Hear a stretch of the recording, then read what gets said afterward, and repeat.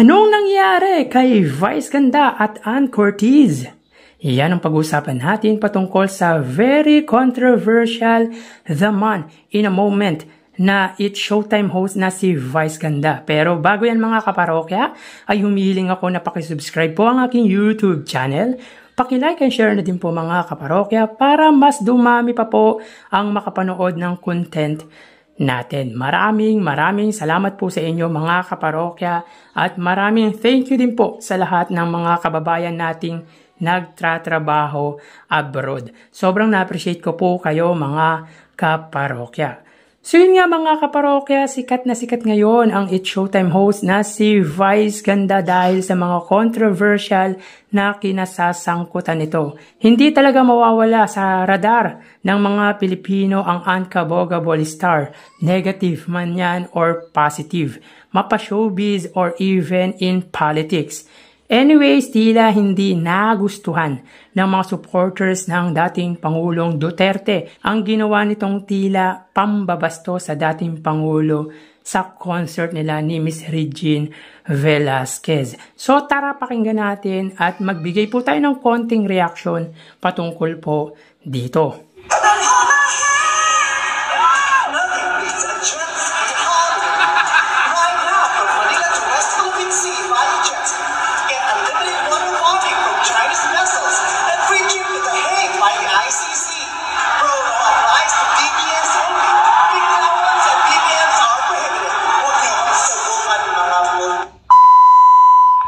So yun nga po mga kaparokya, tingin nyo ba, below the belt ba ang ginawa ni Vice Ganda na pangasar po kay Pangulong Duterte?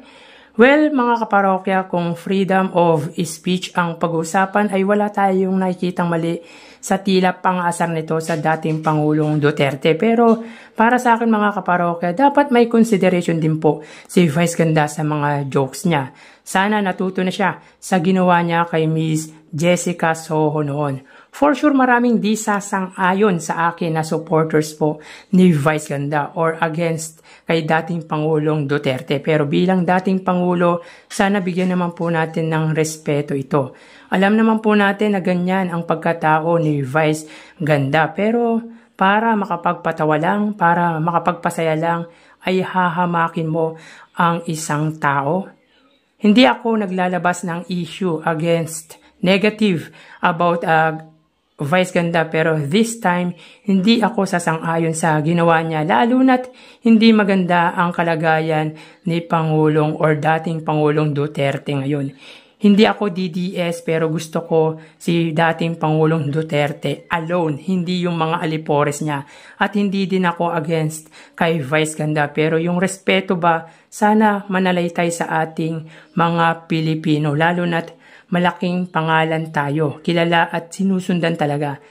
I don't think kung totoo itong tila sinabi ni Ann Curtis kay Vice Ganda, kung saan sabi nito, sometimes yung joke mo Vice hindi na talaga nakakatuwa.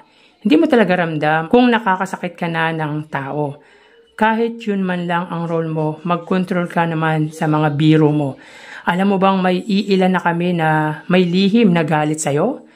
Di ka na lang namin pinapatulan dahil lamang sa respeto. So yun po mga parokya, respeto. Ang hilig mo magpahiya ng tao, di mo nga alam na madami ng contestant na bad trip sa'yo.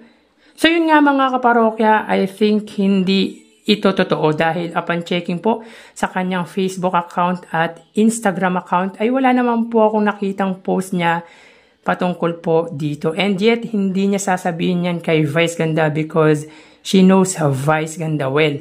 Baka may gumawa lang nito para maintriga ang mga tao. But again, totoo man ito o hindi, may punto naman po ang mga sinabi nito. Pwede namang makapagpatawa ng hindi masasaktan ang damdamin ng ibang tao. Isa din yan sa pasingko sa mga biro ni Vice Ganda. Talagang nakakasakit ng damdamin kung minsan. Actually, hindi lang si Duterte ang binastos niya noong concert nila ni Miss Regine Velasquez. Even si Pangulong Bongbong Marcos kung saan ginamit nito si MC na ngumuwi-nguwi yung utu-utong nagpapaka-controversial din para mapag-usapan lang. Magaling lang talaga kumonect sa tao si Vice Ganda. Alam niya kung kailan papasok sa eksena, kumbaga marunong siyang mag-market para maging relevant sa tao. Yan, yung bagay na hindi ginagawa ng Tito Vic and Joey at ng buong Dabarkads. Kung si Tito Soto controversial ngayon, well, dahil politician po siya, pero di niya dinadamay ang Itbulaga sa usapin. Anyways, kayo mga kaparokya, anong masasabi nyo sa ginawa ni Vice Ganda? Paki-comment naman po sa comment section ng video ko na ito. So, sinashoutout ko po lahat ng mga OFW na nanonood po ng aking video. Kayo po ang inspirasyon ko, mga kaparo. Of course, yung mga subscribers ko, sinashoutout ko po kayong lahat. So, hanggang dito na lang po tayo mga kaparokya. Magsiingat po tayo palagi. Thank you and God bless.